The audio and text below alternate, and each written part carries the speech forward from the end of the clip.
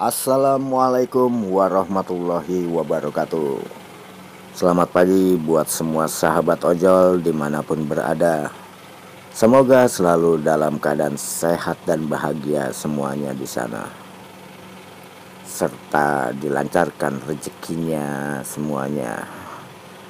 Mudah-mudahan ngebit hari ini semua sahabat ojol pada gacor yo. Baiklah, tidak perlu berlarut-larut. Saya ingin menyampaikan sesuatu buat semua sahabat ojol tentang orderan fiktif. Jadi ceritanya saya ingin menceritakan dulu kejadian ini tadi sore. Saya dapat orderan di Pasar Lenteng menuju pengantaran yang memang tidak jauh. Tepatnya di Jalan Turi, masih kawasan Pasar Lenteng juga. Saya dapat orderan GoFood dengan pembayaran tunai. Saya lihat itu 176 ribuan lah.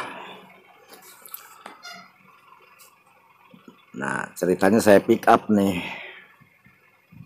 Cuman saat itu resto tersebut ada makanannya yang tidak ada. Nah, di situ saya coba chatting lah si customernya, tapi tidak dibuka-buka atau tidak dibaca. Di situ saya curiga. Nah, akhirnya saya telepon. Saya telepon berulang kali, ada kali 6 kali saya telepon, nggak diangkat-angkat. Saya menelepon customer itu ingin menanyakan tentang makanan yang tidak tersedia atau tidak ada atau habis. Akhirnya karena tidak ada respon, saya bilang nih sama si restonya, kalau customernya tidak membalas chat saya, tidak menjawab telepon dari saya, jadi jalan solusinya mau nggak mau saya minta ke resto karena saya sudah pick up. Waktu itu resto kekurangannya itu jadi menu yang tidak tersedia itu diganti sama resto.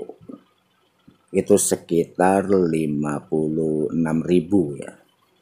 Jadi si resto itu ngasih kepada saya 56 ribu. Tujuannya saya ingin memberikan pada customer karena pesanan yang dia pesan itu tidak ada. Nah, tibalah saatnya saat resto udah memberikan makanannya. Saya mulai dalam pengantaran, menuju pengantaran ke titik tujuan. Nah, pas saya sampai di tujuan, saya cari tuh alamatnya. Saya chat, "Pak, saya sudah sampai," saya bilang. Tapi jawabannya tuh nggak dibaca. Jadi di checklist satu aja gitu. Akhirnya saya masih berusaha tanya ke warga sekitar perihal nama si customer, dan warga di kawasan tersebut tidak ada yang mengenali.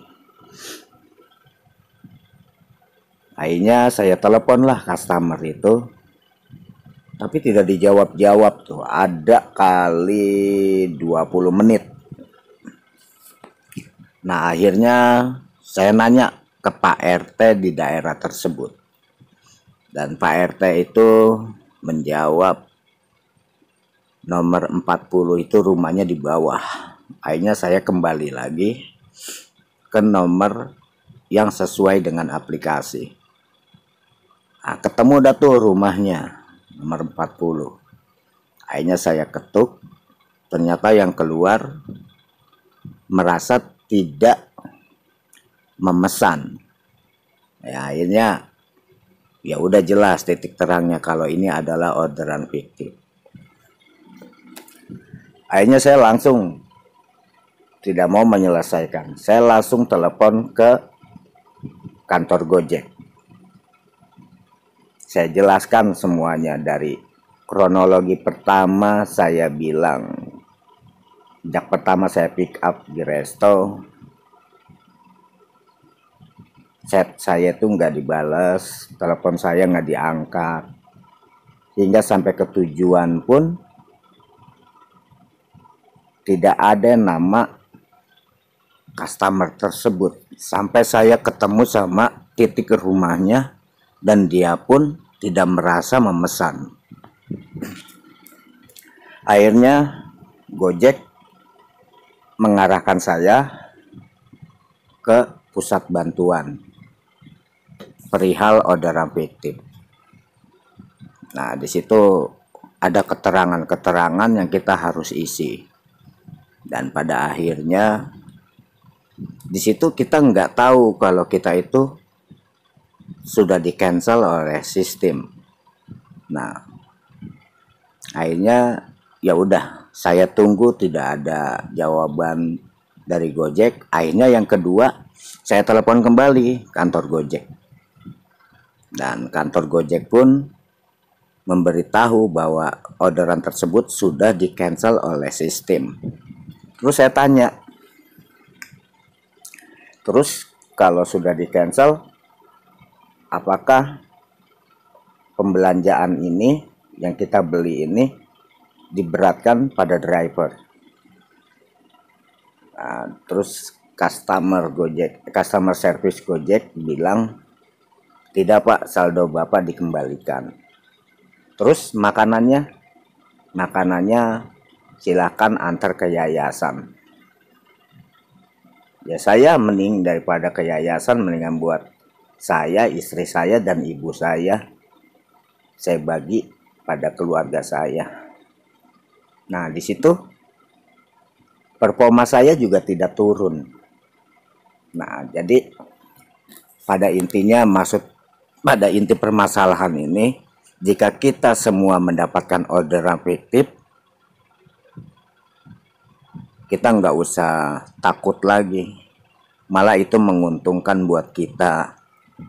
Hitung-hitung si customer itu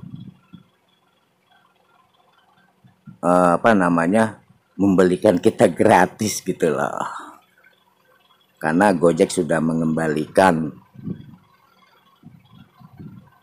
membayar semua dan mengembalikan saldo yang dibebankan pada kita.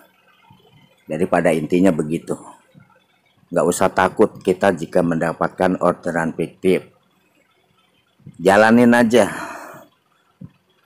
Dan itu nggak akan merugikan. Paling hanya biaya ongkos aja yang tidak kita terima. Tapi kalau untuk biaya pembelanjaan, kita semua dibalikin ke saldo kita. Dan performa kita tidak turun. Nah, jadi nggak usah takut lagi dengan orderan fiktif. Hanya itu saja yang bisa saya sampaikan buat semua sahabat ojol perihal orderan fiktif. Wassalamualaikum warahmatullahi wabarakatuh.